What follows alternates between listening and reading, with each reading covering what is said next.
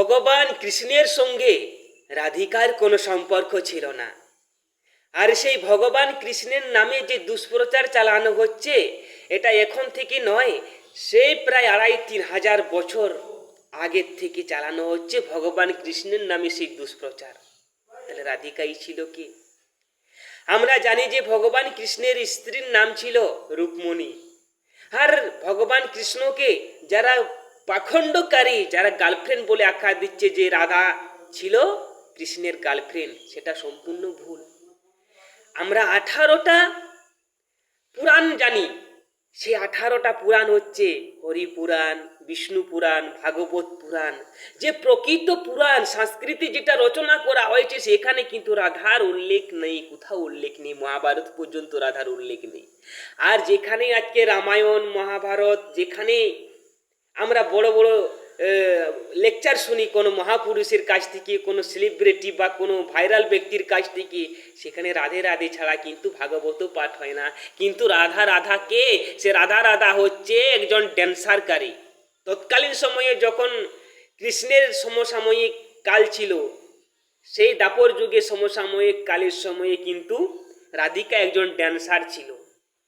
সেই সব তথ্য আমি আপনাদের সামনে বলে শোনাবো। এটা হরিপুরাণ, বিষ্ণু পুরাণ, ভাগবত পুরাণ থেকে সংগ্রহ করা সমস্ত 18টা পুরাণ অধ্যায়, এটা রিসার্চ করে ঘেঁটে যে সম্বন্ধ আমি দিচ্ছি। যে পাখণ্ডকারীরা ভগবান কৃষ্ণকে দুষ্প্রচার করার জন্যে আজকে সমাজে আমরা শিখেছি, জেনেছি সনাতনীরও, আমরা জানছি যে বড় বড় MBA PhD ডিগ্রি করছে, শাস্ত্র অধ্যয়ন করছে, কিন্তু তারা তো জন্মেনি ৩,৫০০ বছর ধরে। তারা কেউ লিখেছে, কোনো সন্ত লিখেছে বা কেউ প্রখণ্ডকারী লিখেছে, সেটা কি তারা পড়ে রচনা করে তারা তাদের বিচারটা প্রকট করছে আপনাদের সামনে।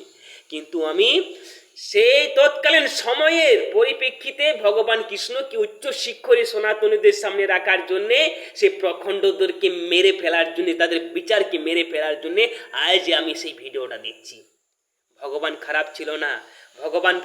ভগবানের ক্যারেক্টার, ভগবানের চরিত্র কোনো গলতি ছিল না, কোনো ক্ষয় মানে কোনো তার ভেদ ছিল না যে এখানে তার গালতি আছে বা এটা তার চরিত্রের মধ্যে কমজোর আছে, ছিল না। ভগবানই হয় না। তাই ভগবানকে সর্বোচ্চ শিখরে রাখার জন্য যে প্রচার এবং হিন্দুত্ববাদীর যে ভগবান কৃষ্ণকে একজন ভালো মানুষ হিসেবে আমরা যাতে তাকে বিচার করতে পারি, সেই ভালো বিচারটাই কিন্তু আমরা জনসমাবেশে আমাদের হিন্দুত্বের কাছে পৌঁছানোর আমি চেষ্টা করছি। এই যে ভগবান কৃষ্ণের নামে রাধার সঙ্গে যে সম্পর্ক যুক্ত করে দিয়েছে, আজকাল স্ট্যাটাস দেখছেন রাধা কৃষ্ণ রাধা কৃষ্ণ রাধা কৃষ্ণ। রাধার সঙ্গে কোনো সম্পর্ক ছিল না ভগবানের।